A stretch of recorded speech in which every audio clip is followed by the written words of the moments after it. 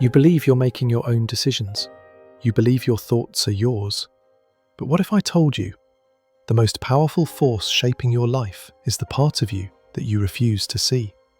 Not your mind, not your intelligence, not your morals, your shadow. And the moment you deny it, it starts controlling you, silently, relentlessly, and without your permission. Most people don't fail because they lack talent. They fail because their shadow is running the show behind the scenes. Let me show you how.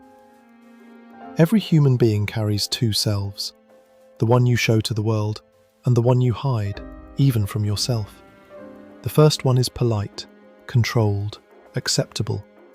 The second one is chaotic, emotional, selfish, jealous, angry, sexual, fearful. Carl Jung called this second self the shadow, not because it's evil, but because it exists in darkness. From childhood, you were trained to suppress parts of yourself. Don't be angry. Don't cry. Don't be selfish. Be good. Be normal. Be acceptable. And every time you obeyed, a piece of you didn't disappear. It went underground. That buried part didn't die. It waited. The shadow is made of everything you were told not to be. Your rage, your envy, your hunger for power, your desire to dominate, your craving to be seen, your capacity for cruelty, your sexuality, your selfish instincts. You think you got rid of them. You didn't. You just lost awareness of them. And whatever you are unaware of controls you. Here's the uncomfortable truth most people never accept. The shadow does not ask for permission. When ignored, it leaks out in destructive ways. It shows up as overreacting to small things, hating people you barely know, judging others harshly, self-sabotage right before success, toxic relationships, addiction, procrastination, sudden bursts of anger or shame. You call these bad habits or personality flaws.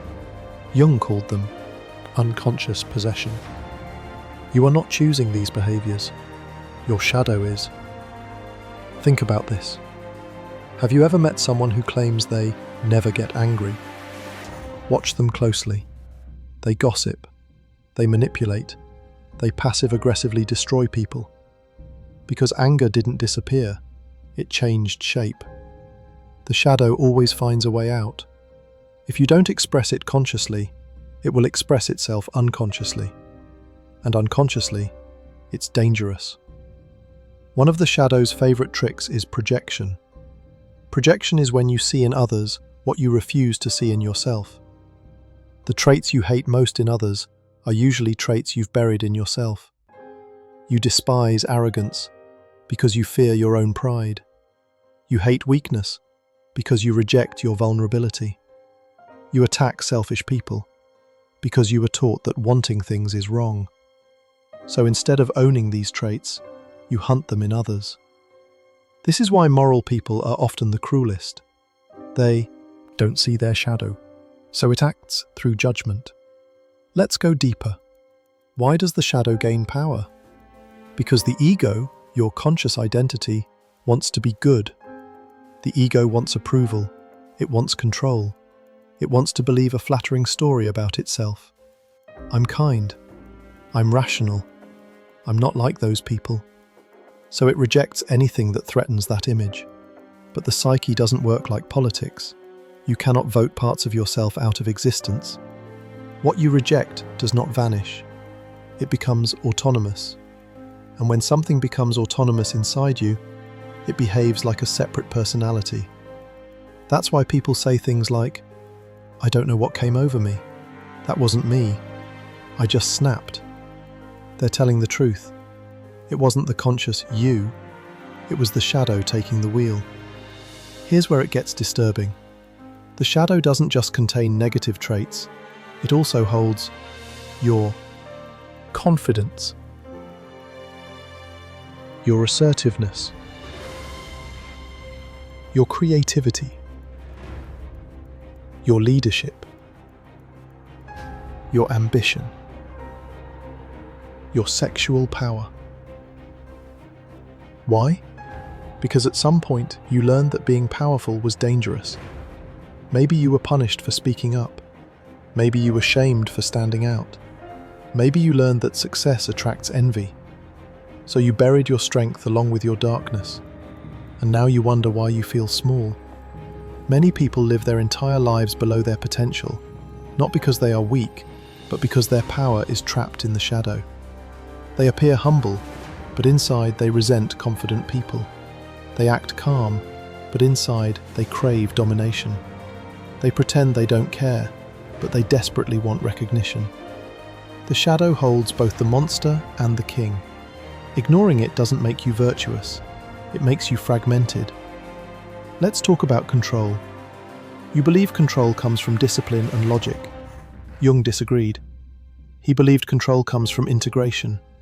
Integration means bringing the shadow into consciousness, not acting it out, not suppressing it, but acknowledging it. This is terrifying because it shatters your self-image. You must admit, I am capable of cruelty. I enjoy power. I have dark fantasies. I can be selfish. I can hurt people. Most people would rather remain unconscious than face that truth. But here's the paradox. Only those who accept their darkness can control it. Those who deny it are controlled by it. Think about history. The most dangerous individuals were not those who knew they were capable of evil. They were those who believed they were purely good. Moral certainty plus unconscious shadow equals catastrophe. Jung warned about this. He believed that societies, like individuals, project their shadow. They label enemies as monsters while refusing to see their own capacity for violence. The result? War, persecution, genocide. The shadow doesn't stay personal, it becomes collective. Now let's bring this back to you. Right now. Your shadow controls you in subtle ways. It chooses who you're attracted to, who irritates you, what risks you avoid, what dreams you abandon, when you quit. Every time you say, "That's just how I am," you're usually describing your shadow pattern. Every time you feel irrational guilt or shame, you're touching the shadow. Every time you sabotage yourself right before progress, the shadow is protecting its territory, because growth threatens exposure. So how do you stop being controlled? You don't fight the shadow, you listen to it. Jung believed the shadow is not your enemy, it is a messenger. It tells you what you've disowned. The problem isn't the shadow, the problem is your refusal to see it. Here is the first step, and it's uncomfortable. Notice what triggers you. Strong emotional reactions are shadow signals. Ask yourself, why does this person anger me so much? Why do I envy them? Why does their confidence bother me? The answer is rarely about them. It's about a part of you knocking from the basement. Second step. Stop labeling traits as good or bad. Traits are energy.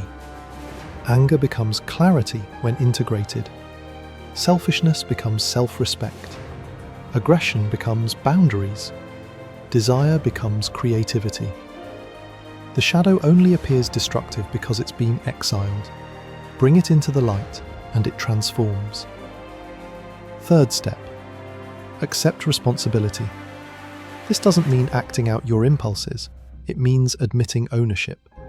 Instead of saying, "They made me angry," say, "I felt anger." That single shift restores power. The moment you own the emotion, the shadow loses its grip. This process is not quick, it's not comfortable, and it will destroy parts of your identity. But it gives you something most people never experience: inner authority. You stop being controlled by reactions. You stop being manipulated by others. You stop living on autopilot. You become whole. Jung once said, "Until you make the unconscious conscious, it will direct your life, and you will call it fate." Most people blame fate, luck, Other people. Very few have the courage to look inward, because inside is the shadow, and inside the shadow is the truth. Here's the final truth. You don't become dangerous by integrating your shadow. You become dangerous by denying it. A person who knows their darkness doesn't need to prove anything. They don't overreact. They don't project. They don't explode. They choose. And choice is real power. If this made you uncomfortable, good.